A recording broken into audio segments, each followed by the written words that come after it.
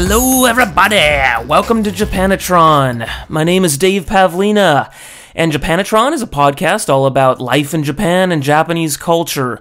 Today I want to do something that I like to call an informational podcast. Okay, there's going to be a lot of information presented today. It's going to be all about mobile phones in Japan. I wrote a blog article about this, actually several, about my adventures with mobile phones in Japan. Most specifically about saving money. Okay, which is a good thing. I'm a cheap bastard, so I always like to save money, especially when it comes to the mobile phone bill, because that's something that you got to pay every goddamn month of your life, and it's pretty expensive. It can be.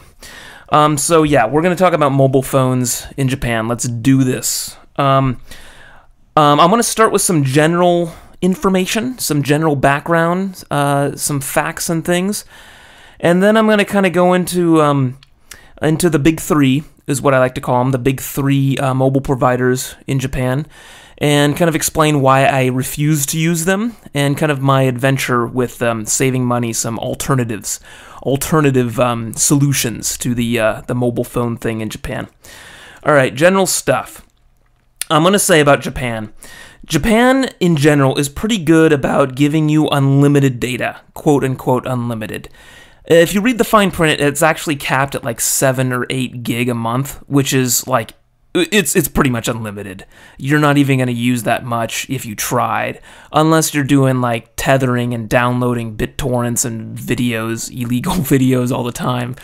You're probably not going to hit the limit. So for all intents and purposes, it's unlimited data. And Japan's pretty good about this, and I've heard that mobile providers in other countries like Europe, they still kind of limit the data, or they rate the data. You know, they charge you by the bits or the packets or whatever.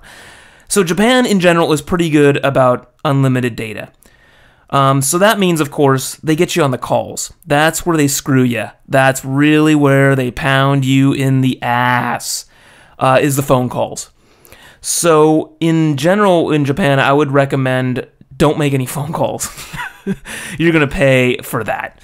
So there's alternatives, right? I mean, we live in the era of Skype. You know, you got Line, you got Facebook, you got Viber, if that one's still around.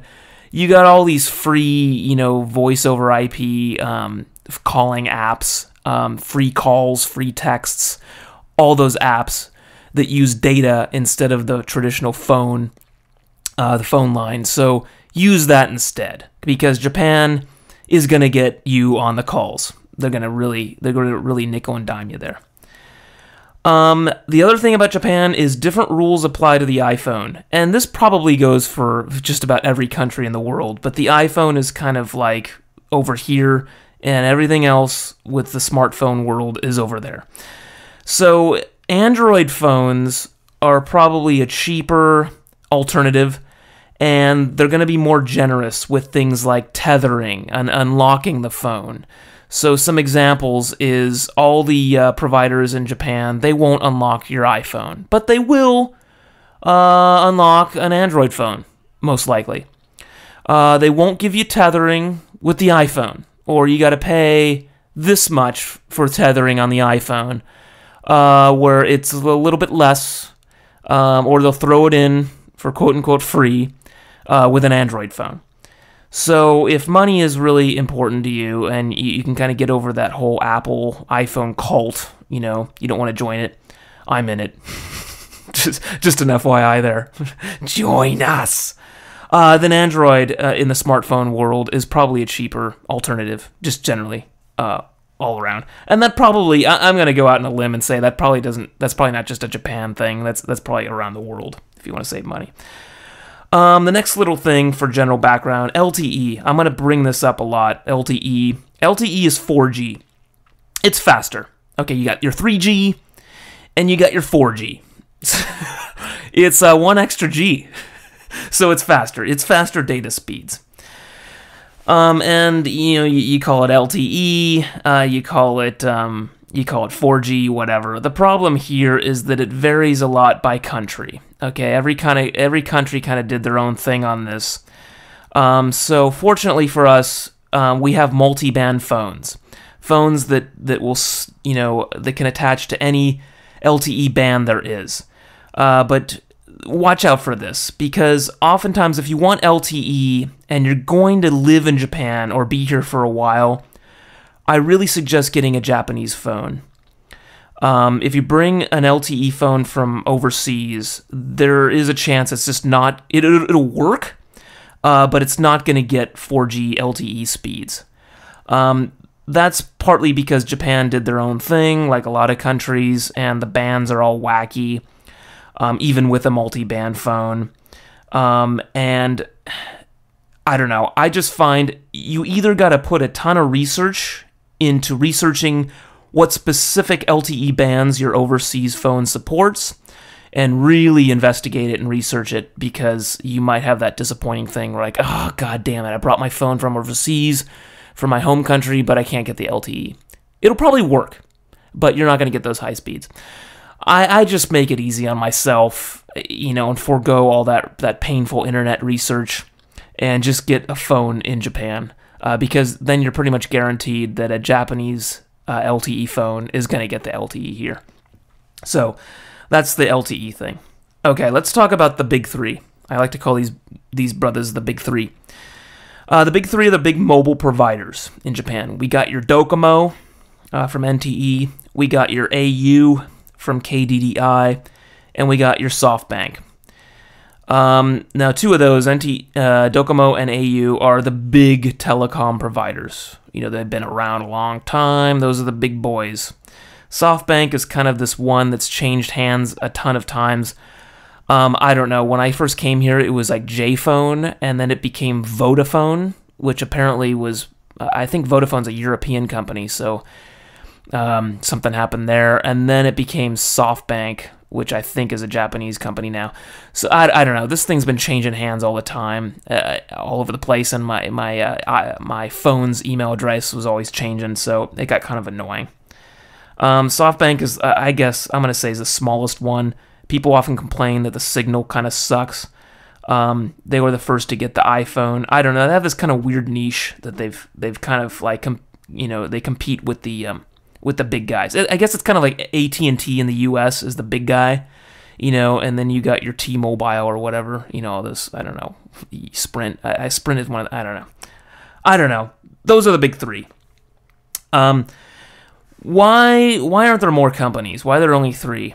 Well, this is kind of the essence of the mobile telecom market. The startup costs are just too damn high. I mean, if you're going to enter this market, with the current technology we have, you gotta invest in a ton of infrastructure. You gotta put cell towers up. I don't know. You may have to launch a satellite or two or something up there. You gotta build all this infrastructure, all these cell towers, put them everywhere, and then surprise, now you have a telecom company. Now you're a mobile provider. Okay, how much is that going to cost you for all this startup? That's why it doesn't happen very much. I think this will change eventually when there's some big technological breakthrough, when they launch like one satellite, and that one satellite can cover like the mobile needs of an entire country or an entire continent or entire hemisphere or something. When there's some kind of big technological breakthrough like that, where they don't have to build all this infrastructure as the startup cost, as part of the startup for like a new mobile provider, then you're going to see a lot more competition. But because of that whole startup cost and all that infrastructure, we got three, and that's it. And that's probably what most countries have, I'm figuring. So that's why more companies don't enter the market. So stay tuned. I don't know. Hopefully there's going to be some big technological breakthrough eventually, and then we're going to see more competition, which is better for us and the prices. Okay, let's get into this. Why do I not use the big three? Now, obviously, most people do use the big three. That's why they're the big three. I don't use them because I think they're scamming motherfuckers. Okay, let's get into this. The big three will inevitably offer you a 2-year contract, a 2-year overpriced contract when you do the math. So I'll give you an example. Let's talk about the iPhone. They're going to give you an iPhone for quote-unquote free, okay? And then you're going to be locked into a 2-year contract on that. But you got a free phone, right? So okay, that's fair enough. I'll stay with you for 2 years because you gave me a free phone. How much is your monthly fee? With an iPhone 5S, monthly fee runs around 8,000 yen a month. That's what I'm going to say, on average. This is talking to other friends.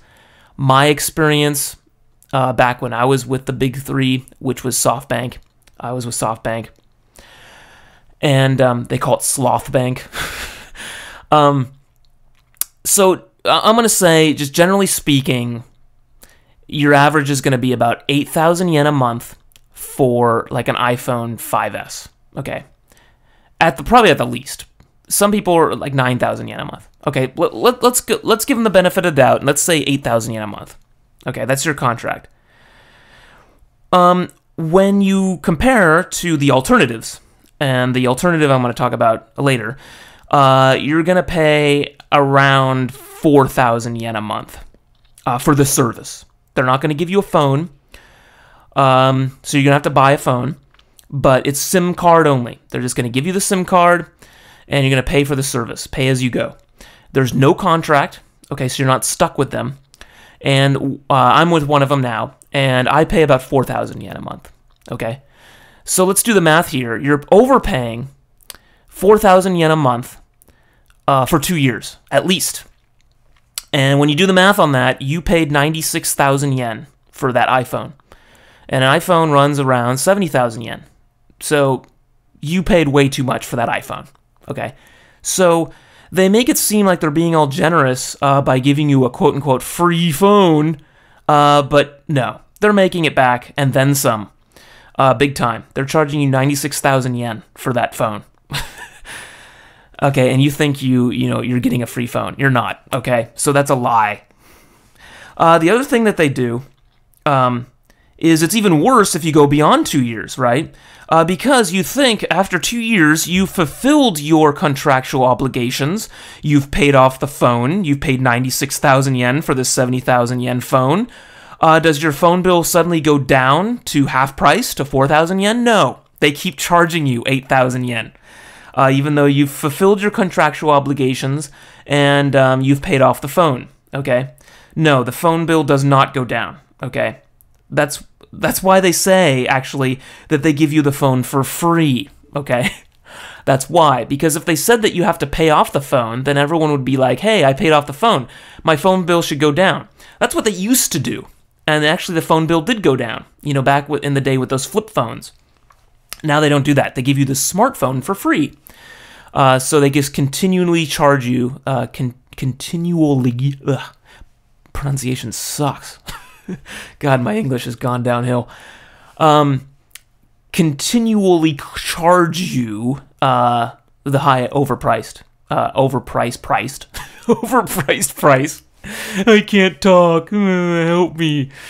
Okay, they continually charge you this high price for this contract that you shouldn't even be in anymore. That's the other trick they do. Okay, so they keep charging you the same price. It doesn't go down after you've paid off the phone, after you've fulfilled the 2 years. And the most insulting thing to me is after you complete everything, the bill doesn't go down, and also they won't unlock your phone. Okay, they won't unlock your iPhone. They will unlock other phones, Android phones, for example. Okay, so that's even more insulting. So you've paid 96,000 yen. You've completed your contract for this overpriced iPhone, and surprise, it's locked. So you go back to your home country, and it's useless. It's an iPod. The other just nasty, sneaky trick they do is they quote-unquote auto-renew the contract. So if you read the fine print, yes, it's a 2-year contract that auto-renews. So you got to remember that day that you walked into the shop 2 years ago, mark it on your calendar, and go into the shop and cancel that contract. Because guess what? It just renewed for another 2 years. You want to get out? You're fucked. You owe them about $100 to get out. So you better remember that day. Mark it on your calendar. You want to get out? Okay, $100. Or renew your contract again for another 2 years. I guess it doesn't really matter. You're stuck in this fucking contract. and we'll give you another overpriced phone that you have to pay off. I don't know. It sounds like slavery to me. So I got out. I paid the $100, and and I got out. I said fuck you to SoftBank. And even though I was $100, $100, my wallet was $100 lighter. It felt good. It felt good. It felt good telling SoftBank and that fucking white dog to go fuck themselves. Okay. This is why I don't use the big three. They're sneaky little scammer bastards. Okay. It's overpriced. And they sneak you. They sneak you into this slavery. You are an indentured servant. Okay? You have to pay the feudal lord, okay, with your crops for life. Okay? You are a slave. So I got out. I broke those chains. It cost me $100 to get out of those chains. Let's talk about alternatives. Okay? And one of these... How many alternatives I got here? I got 2 alternatives. Okay. Alternatives... And one of these I use. Okay, the first alternative, and this one I do not use, is a company, it used to be called E-Mobile, as in A-B-C-D-E. But now I guess Yahoo bought them, and now they're Y-Mobile, and it's like Y with the exclamation point. Oh God, I hate it when companies do this. Why did you do this? Why did you do this, Yahoo? Oh, I'm not looking forward to this. They kind of had a good thing going here, because E-Mobile, and I don't know, I haven't really looked into this Y-Mobile thing now, but I'm worried it's going to start to suck, because that's what happens when some big player comes in and buys up the smaller guy. Anyways, I hope they maintain the same thing, but E-Mobile was always this kind of cool hippie one that wasn't one of the big three. They don't have their own infrastructure, okay? Y-Mobile now, it is called, they rent bandwidth off of SoftBank's network. So it's actually SoftBank, believe it or not. It's just resold. They rent some wacky bands that SoftBank owns. So Y-Mobile does not own their own infrastructure, which is why they're kind of this alternative provider. They have some different kind of plans. Yes, they still get you with the 2-year contract. They don't have the iPhone, so if you're in love with the iPhone, too bad on that one. And I wouldn't try using it because their SIM cards are really proprietary or something, and they really only work with E-Mobile certified phones. Y-Mobile now, sorry. God, Yahoo Mobile, whatever. They do have the Google Nexus, okay, which is cool because that phone is unlocked. Which is kind of one of those hippie things to do, because the big three will never give you an unlocked phone, especially from the beginning. They might unlock it at the end of the contract, but they're not going to give you an unlocked phone off the bat. E-Mobile, Y-Mobile, Yahoo Mobile, whatever, does. They're less popular phones. They give you these wacky... they have these wacky Android phones from companies you may have never heard of, but they are cheaper. They have these like unique plan options where it's like 3,000 yen flat rate plus phone calls, unlimited data or something like that. So a lot of people use them. They started out doing these data cards, these like Wi-Fi Anywhere, also known as MiFi, I guess. These little portable router things that give you Wi-Fi service on your computer, your lap or tablet or whatever. They kind of started with that, and then they kind of moved into this mobile phone thing. So I consider them an alternative, oftentimes worth checking out. Yes, they still do the contract. That is why I don't use them. I refuse to enter a 2-year contract. And they'll still do the other sneaky tricks. But they're cheap. They're cheaper often than the big ones, than the big three, and they'll do the unlocked phone thing a little bit more liberally. So that's why Yahoo Mobile now. The one I do use. This is the other alternative. And stick with me here. I know this is confusing. The one I do use is called B-Mobile. A-B. B as in boy. This is a SIM-only provider. Okay? And they basically resell NTT Docomo's service. And this is catching on now in Japan, which I think is kind of cool. Instead of going directly with the big three, you get this kind of reseller that's just going to sell you the SIM card, the service, pay as you go. So you got to provide the phone with these guys, B-Mobile.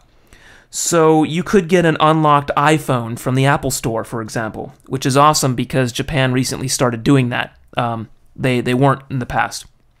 It was really hard to get an unlocked iPhone. You had to order it from overseas, from a company like Expansys, or you had to buy a locked iPhone from Yahoo Auctions or something, because any NTT Docomo Crossy XI service phone should work. So that was kind of a recent thing. So you could get an unlocked iPhone from Apple if you want to go like the luxury route. You can also get some supported Crossy phones on an auction site, or you can get them on Rakuten. I always sing Rakuten's praises. Any unlocked phone, for example, I would recommend something like the Google Nexus. If you want to get a cheaper Android phone, because the iPhone's like 70,000 yen new. So there's your like Ferrari, Mercedes-Benz level there. The Google Nexus is pretty good. It's like 35,000 yen, I'm going to say at most. Unlocked off the bat. No worries there. And it does work with B-Mobile service. And that's a pretty decent phone. You can go even cheaper with some of the kind of B-level brand Android phones or used phones. I guess your options are to get an unlocked phone or something that NTT Docomo has. You could even get a locked phone if you want. In fact, my current phone is a locked NTT Docomo iPhone 5S. So that's what I'm using now. But when the iPhone 6 comes out, I'm most likely gonna get an unlocked one from the Apple Store, because it's kind of cool to have an unlocked phone, especially if you travel back to your home country, for example, or anywhere else. You can just get a visitor SIM, and you have like a local phone number. You save a lot of money on traveling. Your telecom costs when you're traveling.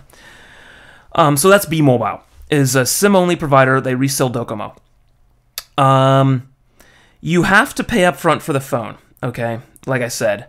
But keep in mind that if you do pay, a bunch of your hard-earned yen for an unlocked iPhone from the Apple Store, for example, just know that the resale value of an unlocked iPhone is awesome. Anything Apple the resale value is awesome. So just remember that. Yes, you're paying 70,000 yen for an iPhone. Ouch. But if you ever want to get rid of it, yeah, you'll get some decent cash for that on an auction site. Maybe not the same is true of the Android phones, because those are cheaper, and the resale value of those isn't as high. So yeah, just think about that. It kind of balances out in a way. B-Mobile. My experience so far. The data speed kind of sucks, and this is the most common complaint with B-Mobile. I think the reason being is that the people actually with NTT Docomo directly, they're considered like the first-class citizens, okay? They're the ones paying 8,000 to 9,000 yen per month for their overpriced service. So they have priority. So when everyone's surfing the net on the mobile network, NTT Docomo gives them the preference. They got the priority because they're the first-class citizen. Ironically, although they're the slave.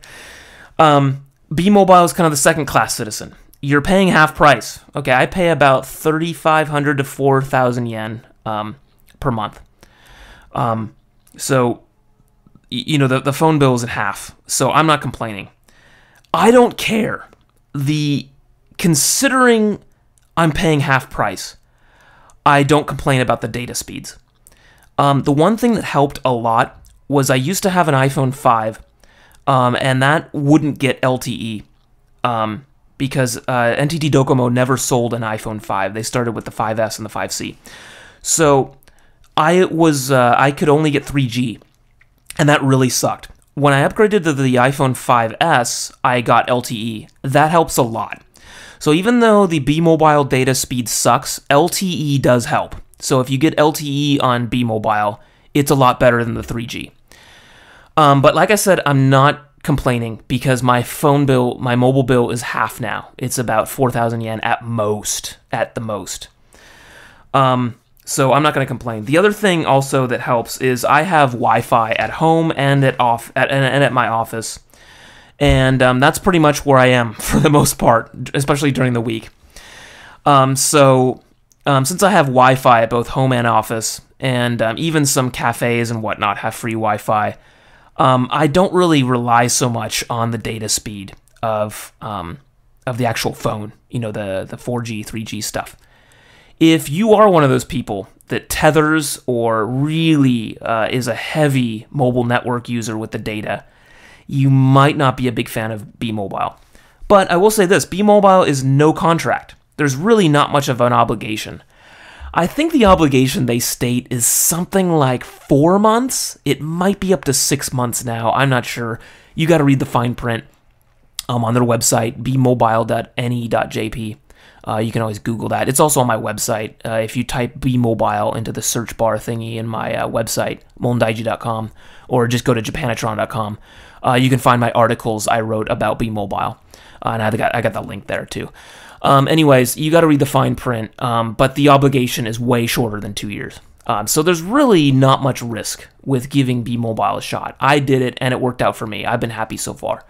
But if you're a big data user on the mobile network, you might not be a big fan. The other thing about B-Mobile is they really kick your ass on the phone calls. It's something like 40 yen a minute, which is pretty high. So don't make any phone calls. I don't have any friends anyway, so it's really not a big deal for me. But really, I mean, you shouldn't really have to make many phone calls these days. You got Facebook, you got Line, you got Skype, you got all those apps. Use those instead. Those will save you a ton of money. The only really time I ever need to use the phone itself is like when I'm calling like the Kuroneko, the Yamato, delivery guy to come up and, pick up some packages or something like that.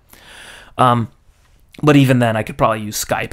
So, yeah, they're going to get you on the phone calls. Any provider's going to get you on the phone calls, like I said at the beginning of this podcast. So really, don't do that. So that's B-Mobile. There are other SIM-only providers, but really B-Mobile is the only one I've found and the only one I know of that does phone service. All the other ones I found, I know OCN does it. The internet provider I use at home, AsahiNet, they do it. You'll find these a lot. There's IIJ, I think, is another one. There's a ton of these, and they're all reselling NTT Docomo. And they're all reselling NTT Docomo's data service only.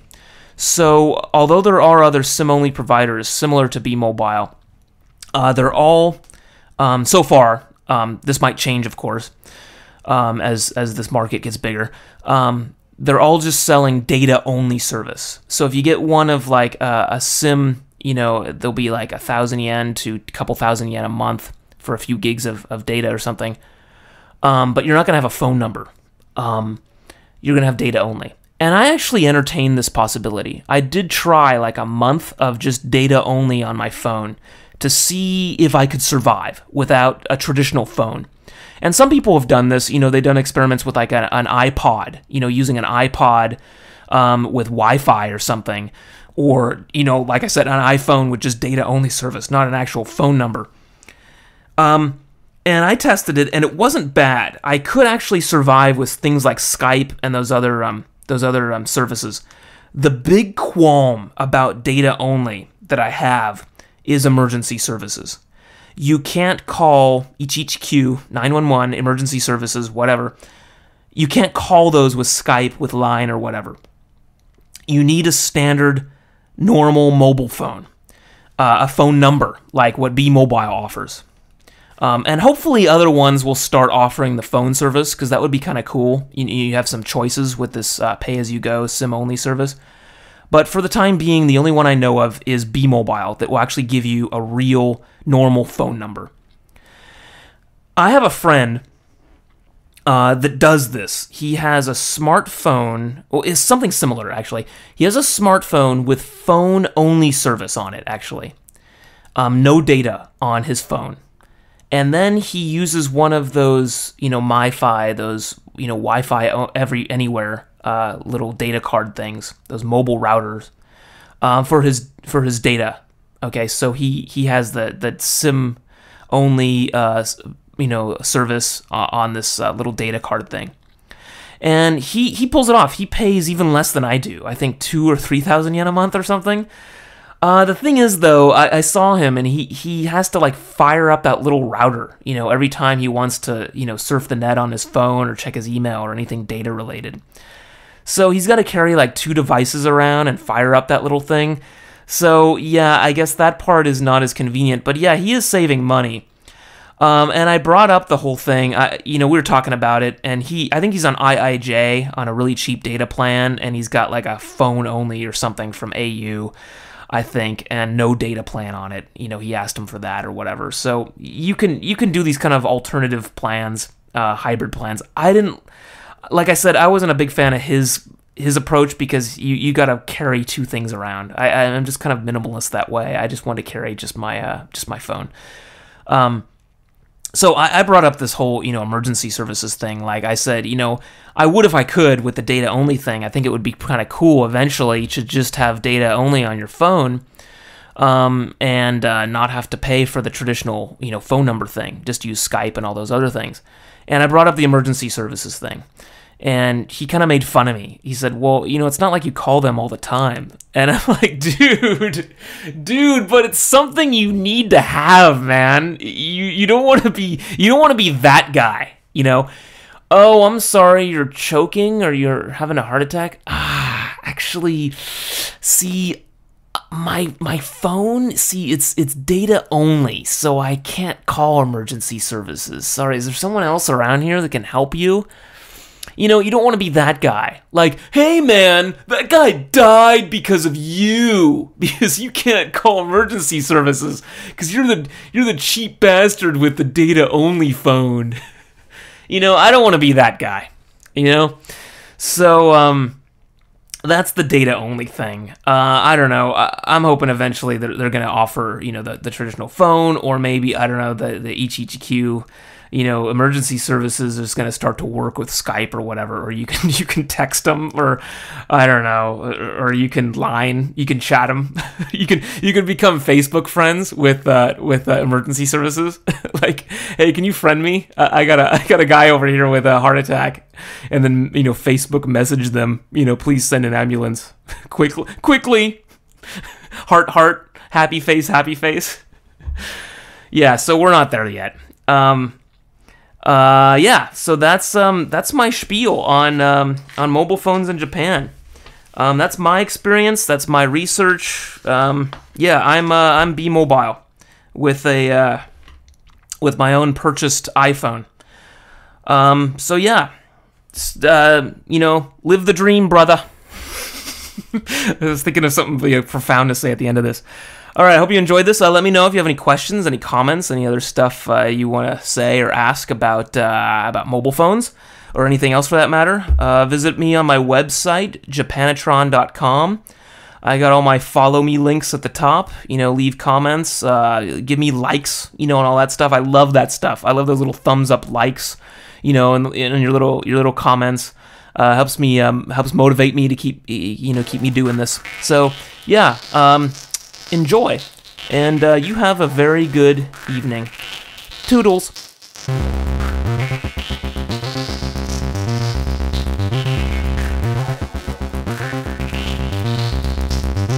Welcome to Japanatron. You have received this transmission from the Comedy Podcast Network. For more shows, visit comedypodcastnetwork.com.